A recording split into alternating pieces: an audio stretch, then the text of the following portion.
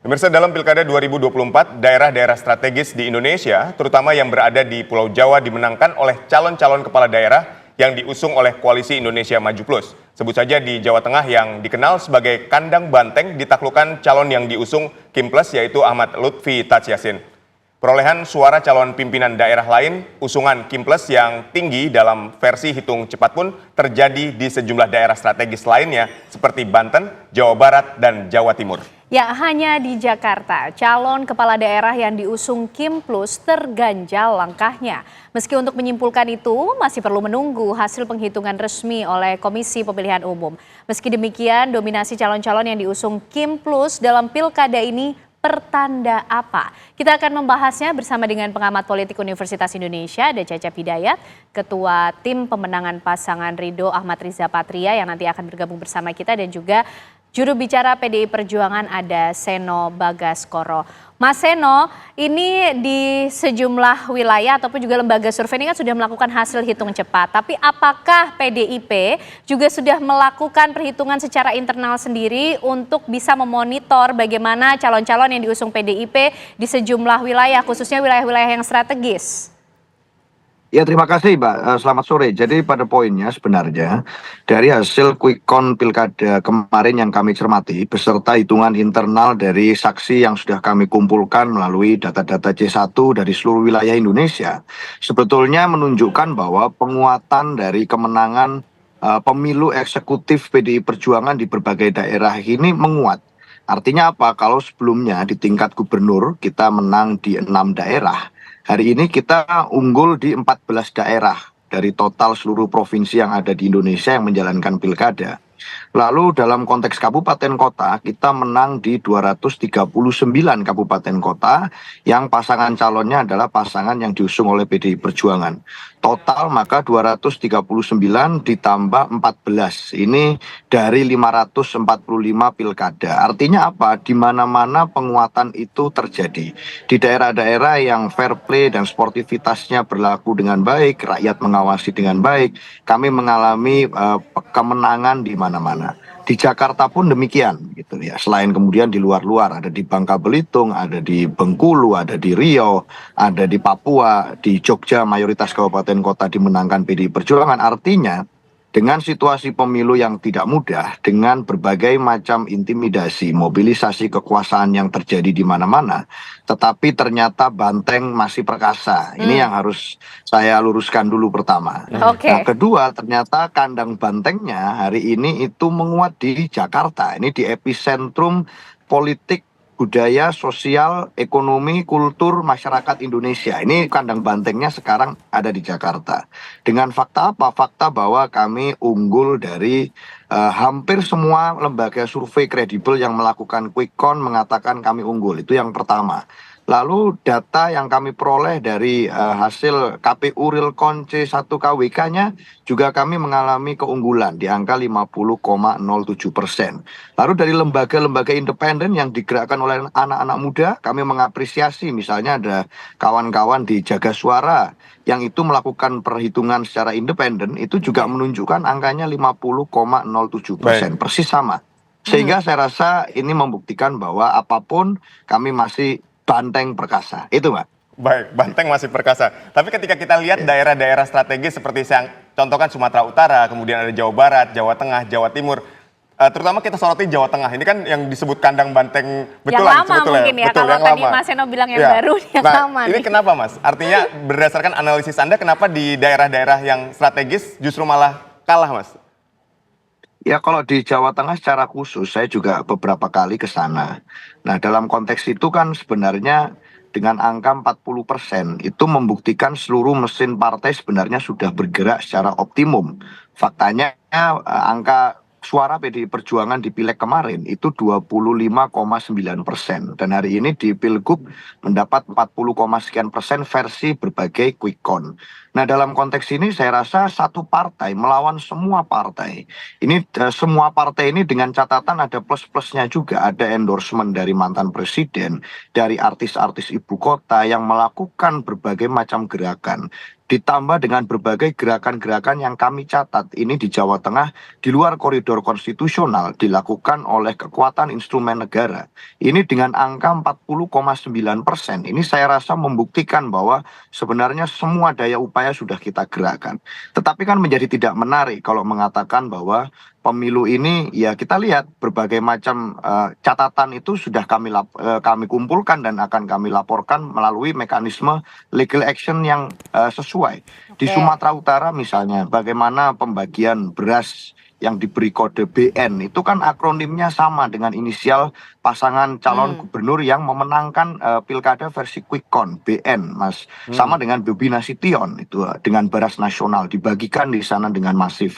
Di berbagai daerah kita menemukan laporan-laporan semacam ini. Nah, buat kami pertarungan itu harusnya di pilkada bukan untuk mengumbar hasrat kekuasaan, tetapi sebenarnya harusnya adalah untuk merayakan kedaulatan rakyat. Tetapi ini kan prinsip-prinsip ini banyak kita temukan dilanggar. Sehingga saya rasa apapun ini akan mendapatkan suatu catatan yang sangat kritis dari sejarah demokrasi kita. Itu Oke, Mbak baik. dan Mas Abid. Ya, Baik. kalau Mas Seno masih optimis, Banteng masih perkasa nih Kang Cecep, tapi melihatnya fenomenanya atau analisanya apa nih yang terjadi Kang Cecep? Meskipun kita masih menunggu hasil hitungan resmi dari KPU, tapi sejumlah lembaga survei merilis hasil hitung cepatnya, sepertinya ini pasangan calon ataupun calon-calon yang diusung oleh Kim Plus lebih unggul di sejumlah daerah strategis, Kang Cecep.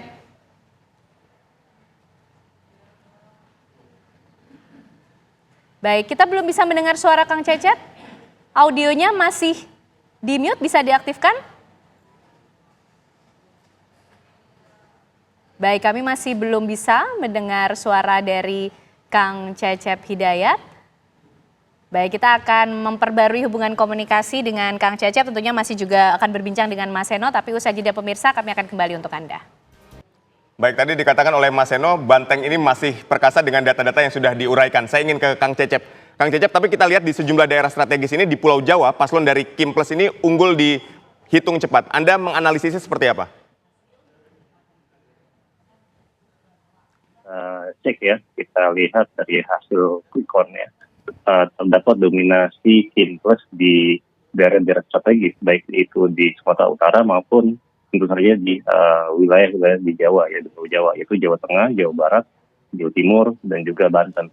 Nah, hal ini menjadi pertanda penting sebenarnya. Hal ini bisa kita jelaskan dalam beberapa hal.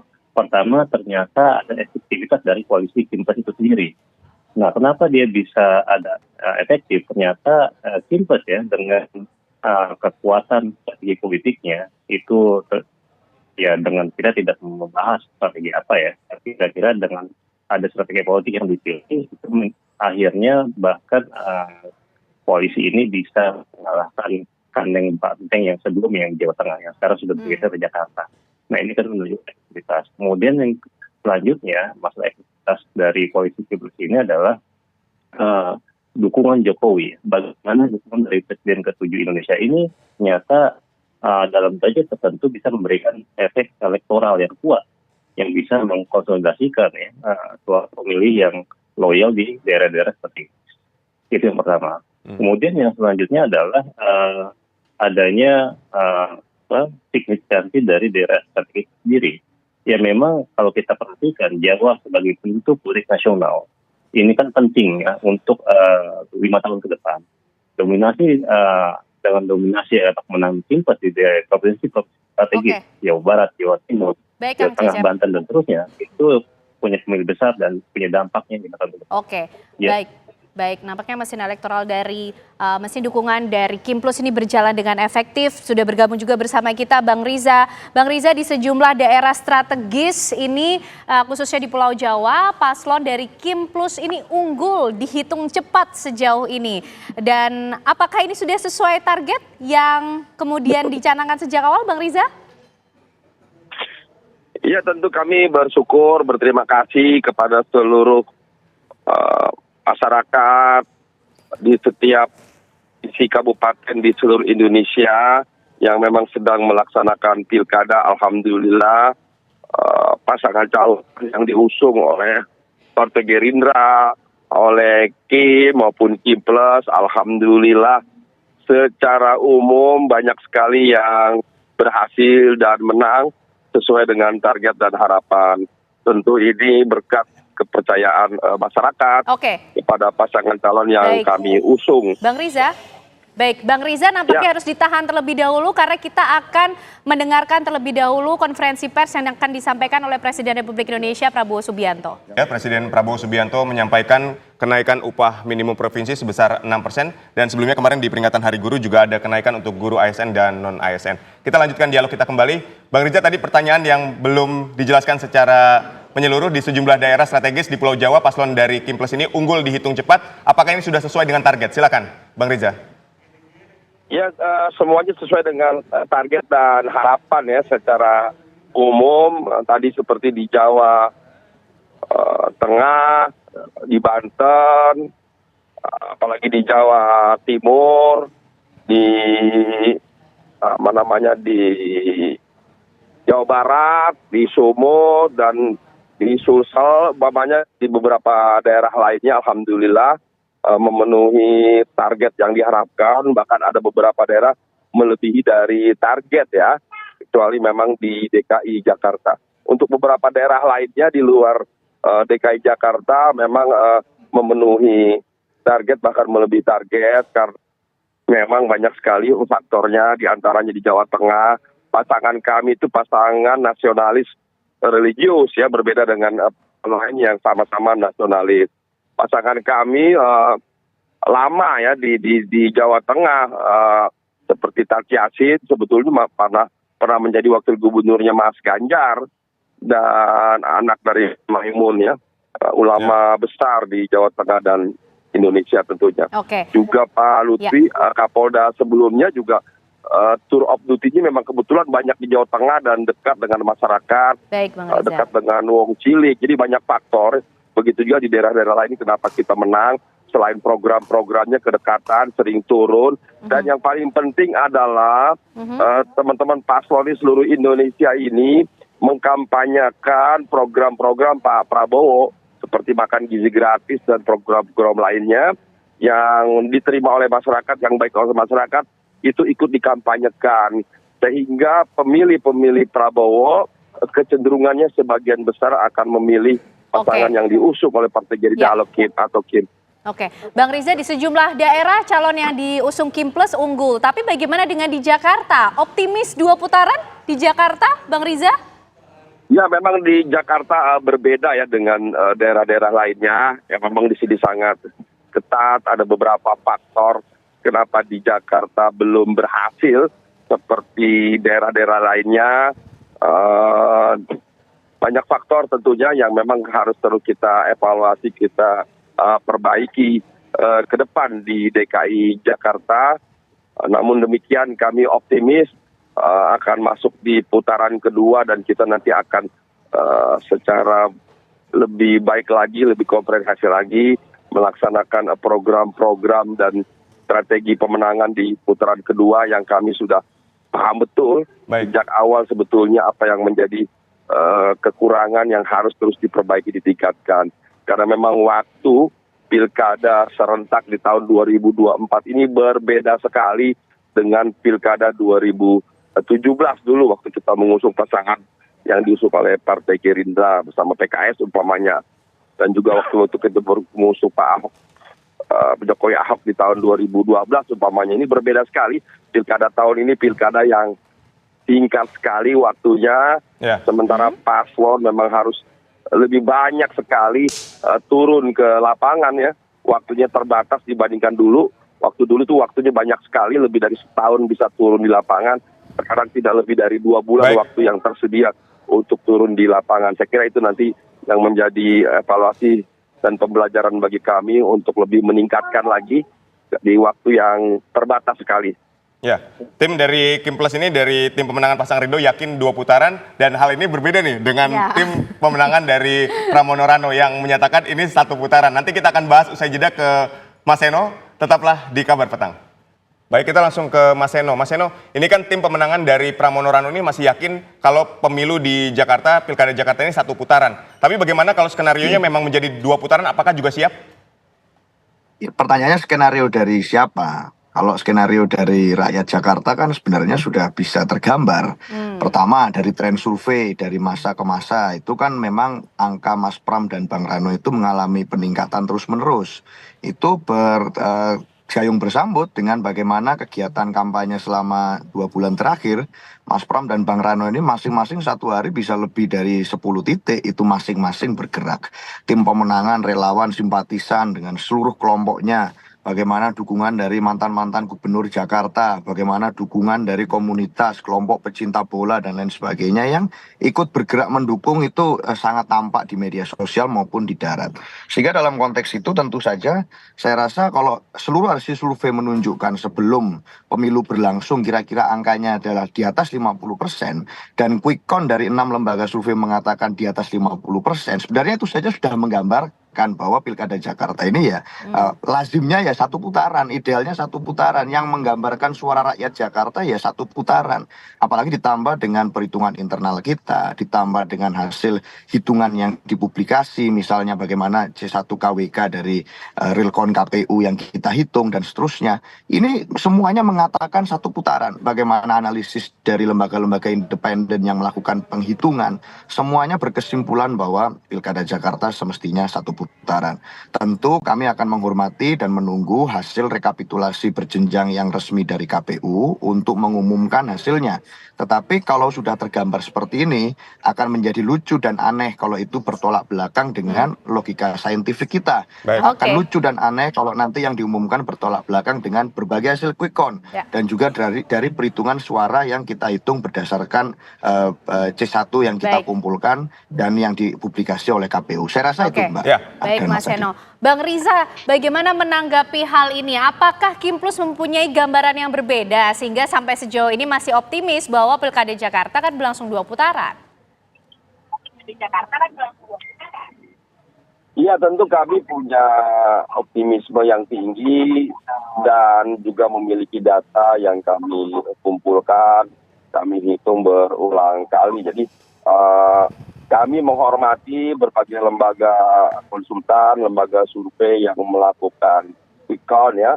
Dari beberapa lembaga memang ada yang menyatakan bahwa pasangan 03 sudah melebihi 50%, juga ada yang menyatakan masih di bawah 50%. Apapun itu kami menghormati hasil quick count yang disampaikan oleh berbagai lembaga survei, konsultan survei, sekalipun kita semua tahu bahwa itu quick count satu gambaran yang mengambil atau mencuplik dari beberapa data tidak 100%. Yang sesuai dengan peraturan perundang-undangan pilkada dan regulasi lainnya, PKPU dan sebagainya, serta Bawaslu, bahwa nanti yang benar dan yang legitimate, yang sah adalah hasil perhitungan suara berjenjang secara manual yang dilakukan oleh KPU, mulai dari TPS, PPK di kecamatan, kabupaten, kota, sampai dengan provinsi. Yang sekarang sedang berlangsung, sudah selesai kemarin di TPS, sekarang mulai hari ini berlangsung di kecamatan atau PPK. Kita tunggu saja hasilnya nanti, kita menghormati Baik, Bang lembaga Riza. survei, konsultan, kita Baik. menghormati KPU, dan itu harapan kami tidak ada satu proses yang mencederai daripada perhitungan suara Oke, maupun Bang Riza. rekapitulasi, dan kami optimis bahwa pada putaran kedua nanti pasangan Ridho akan menang di Pilkada DKI Jakarta. Baik, kita ke Kang Cecep. Kang Cecep, ini unggul pilkada di sejumlah daerah tapi terganjal di Jakarta. Analisis Anda seperti apa? Silakan, Kang Cecep. Ya, karena gini ya, bicara Jakarta berbeda dengan karakteristik pemilih di provinsi atau wilayah yang lain. Karakteristik dari pemilih Jakarta itu sendiri ya, karakteristik pemilih yang rasional dan juga kritis. Meskipun sebenarnya kalau kita perhatikan, yang masyarakat Jakarta yang menggunakan hak pilih itu kurang dari 60% ya, 50 sekian persen. Ini sebenarnya tantangan sebenarnya. Kenapa bisa seperti demikian? Ya bisa jadi karena isunya ya, masyarakat sendiri sudah skeptis ya dengan elit politik. Meskipun misalnya Presiden ke-7 dan juga Presiden ke-8 itu mengkampanyekan untuk pasangan 01, ternyata tidak endorsement mereka, dukungan mereka tidak membuat masyarakat juga untuk menggunakan hak pilihnya misalnya. kemudian ada dinamika politik lokal ya. Masalah yang dilihat di Jakarta itu kan kemacetan, banjir, perumahan, atau bahkan lingkungan. Itu lebih seru, mungkin lebih relevan ya jika dibandingkan dengan endorse ataupun dukungan dari tokoh nasional, sehingga fokus pemilihnya beda gitu. Kemudian hal-hal demikian ya, kemudian masalah kejenuhan politik juga sebenarnya. Ini kan masyarakat Jakarta tetap terpapar ya dengan intensitas politik nasional ya. Nah ini mereka jenuh misalnya dengan proses politik lokal. Apalagi jika mereka merasa hasilnya tidak perlu signifikan ya bagi kehidupan sehari-hari. Nah, kemudian ya ini yang tadi saya sampaikan bisa rendah juga, bisa jadi ada kepercayaan rendah pada kandidat ya. Nah, pemilih mungkin merasa kandidat yang tersedia tidak cukup mewakili aspirasi mereka gitu. Ya, seperti kita tahu bagaimana shiftingnya mantan gubernur yang sebelumnya mungkin berhadapan ya di kemarin ternyata balik badan mendukung kandidat dari atau gubernur dari atau yang berbeda gitu. Di sini kan ya, itu level bawahnya melihatnya tentu berbeda. Gitu. Oke, baik. Ya. Setiap pihak sah-sah saja masih memiliki optimisme masing-masing sambil menunggu hasil rekapitulasi dan tentunya pengumuman hasil resmi dari KPU. Terima kasih Kang Cecep, Mas Seno, Bang Riza sudah bergabung hari ini di Kabar Petang. Sehat selalu.